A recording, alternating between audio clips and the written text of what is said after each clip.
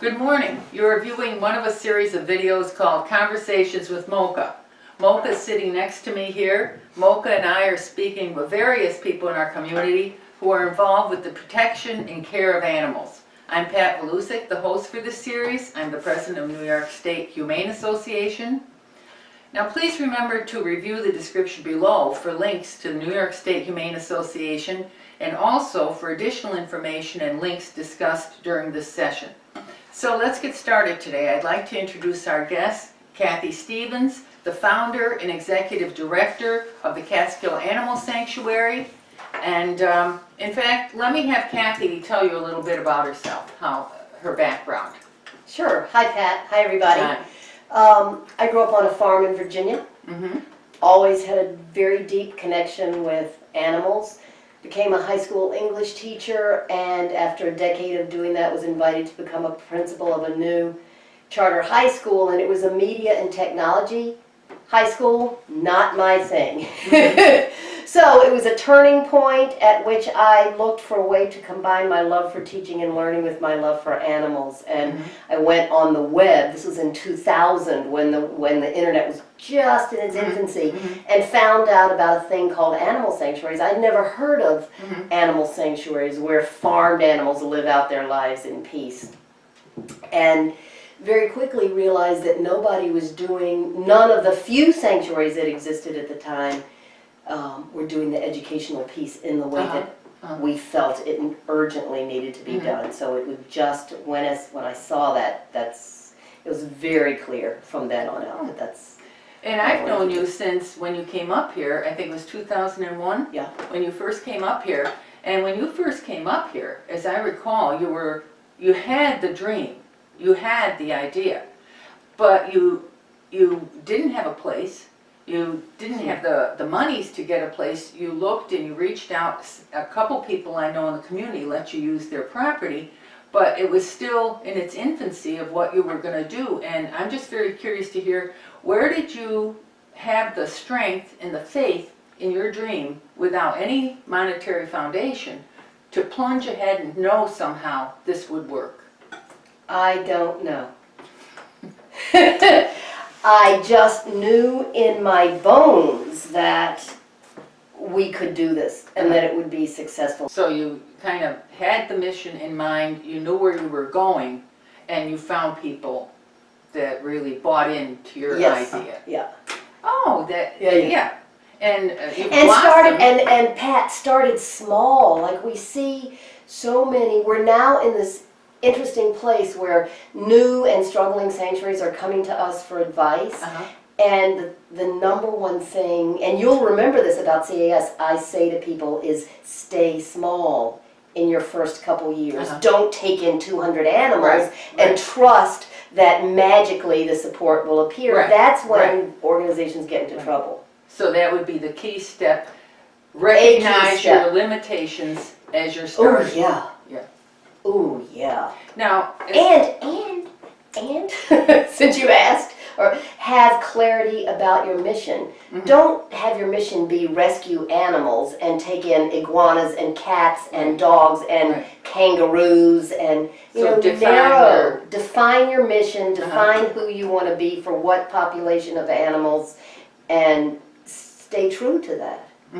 So you defined it to all aspects of farm animals: horses, cows, goats, and sheep, pigs, ducks, chickens. Yeah, stayed right there within that framework. Absolutely.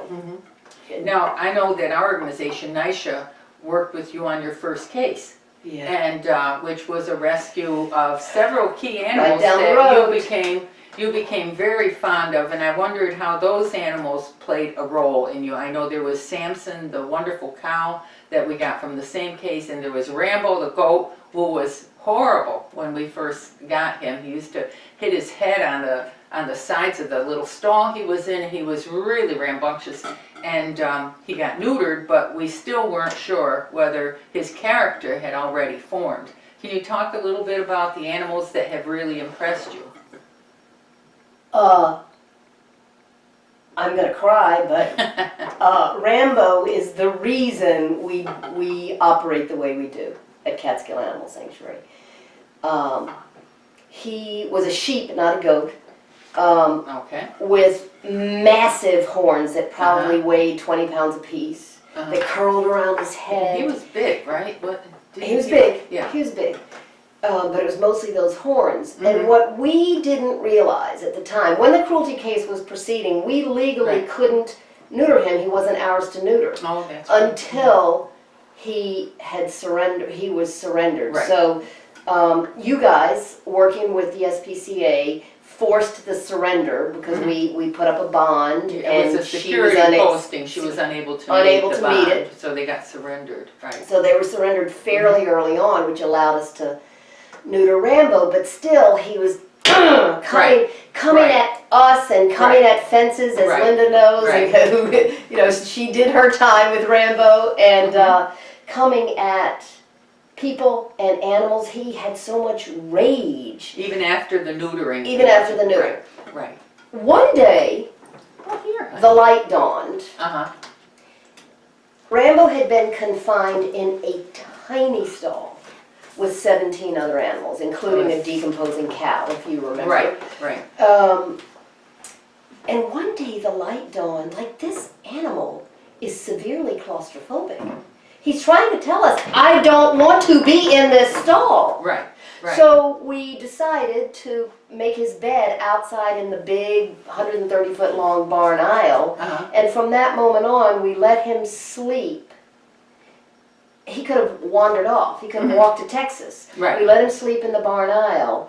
And once we stopped attempting to confine him, and he learned that he could live life on his terms. We weren't going to try to force him to do anything that he didn't want to do. He began to let go of some of that dangerous aggression. And he became, over the years, the greatest teacher I've ever had. I wrote in my first book, Where the Blind Horse Sings, that I learned more from him than I learned from the most brilliant professor I had in graduate school. Because what he taught me is that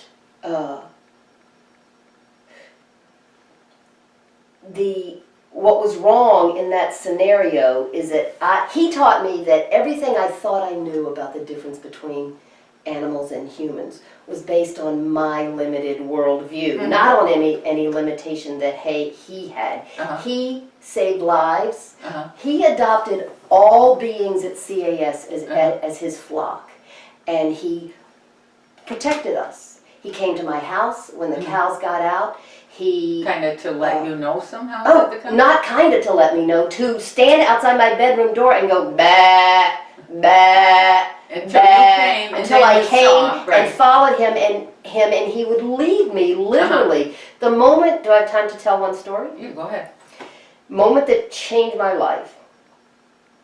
I went to the barn to check on the animals. We had forgotten to bring a turkey into the barn. And we didn't have a turkey barn at the time. So we would take the turkeys out every day. We would carry them in at night. One of them was blind.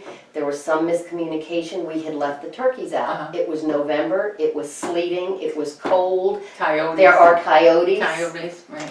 I went going from stall to stall to stall to stall.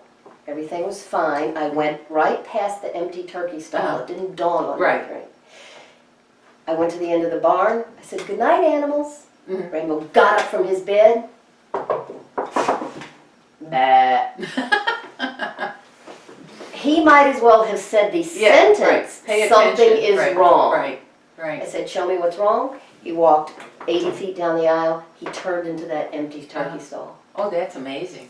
He knew they were out there. Yeah. He knew they weren't supposed to be. And he knew you would do something I would help them, which told me in a moment that he gets what this place is. He figured out a way to tell a human being, and the thing that blew me away, as if all that didn't blow me away, he had empathy. An animal who had only known hunger, mistreatment, confinement, had empathy. That moment changed my life. For those turkeys. Yeah, he knew that they were out there and needed help. That's remarkable because, I mean, what a changer. How long did it take? A year and a half. before. A year and a when half you to realized know he- we were safe. And No, I mean, Oh. when you realized somehow something dawned on you that he shouldn't be confined in that stall. we just knew he was unhappy, and that, you know, every animals find a mirror. They don't have our language, but boy, do Right. they have language, as you well know. Right. They figured out a way to tell you, and all we knew was that something was wrong, and sort of as a, like, we were starting to have conversations about putting him down because we were worried that Well, he was going to a liability. He could hurt really somebody. hurt somebody, right? Yeah, he did get me in the back once. Uh-huh. And we decided as an act of desperation just to try letting him out, and that was the trick. And that gave you a big insight into listening kind of to what the animals are trying Listening, to tell you. treating everyone as an individual, Uh-huh. letting them heal on their own terms. I'm telling you, he was the greatest teacher I've ever had. Well, he was, and the other one that came from that case that I know made a big impression was Samson. He was a wonderful, I mean, what those animals went through, and and all the animals that come to you actually have gone through hell, you know, really. And so Samson was another one that seemed to be a very gentle creature that had just been abused and neglected and starved for years. And then he turned around. He became, well, not that he was ever mean, to my recollection. No, he wasn't. He was just a gentle soul that needed some attention and food, and that's what he got with you. He was a gentle giant. Right. Probably Right. close to 3,000 pounds, a And what kind Holstein steer. It was a Holstein steer. And when just gentle and would lick you to death with that tongue that's That like a big cat's fat- tongue, but it's like this and can make you Right. bleed. Oh, gee. Oh, but he was so Uh-huh. deeply affectionate. Uh-huh. And he knew, I think they know somehow, that you helped them get out of that terrible situation they were in. They know it. They know it somehow. When he was old, Uh-huh. and he'd been with us for some time. Yeah. And one day we found him down, Uh-huh. and he couldn't get up. Right. And we went through weeks of trying to help Right. him. We couldn't help him, and one day it was very clear That he that needed to be put to he sleep. needed to go. Yeah. We Yeah. called the vet. The vet said we had been rotating him multiple times a day. Right. It took 6 of us Right. to keep his blood circulating and right. all this stuff, propping him up Yeah. with hay bales. We had a tent over him in Right. the field. Right. And so we called the vet, and the vet said, let's put a halter on him. He's going to fight this. And I said, no, he's not. Like, no, he's not. And not only did he not fight it, when the vet came, Dr. Moore, Uh-huh. the vet came, he turned his head like this, which exposed Yeah, his right. jugular, and I don't know what was going on, but I do remember, and maybe he was just saying, no, I don't want you, I want my family, because the CAS, there were 12 of Right. us surrounding him and Right. singing to him, and but as he was falling asleep, Uh-huh. he licked my face Uh-huh. until he fell over, and I know Uh-huh. that he was saying, thank you. Thank And you. that He had he a was good telling me life he there. loved Right. me. Yeah. Special boy.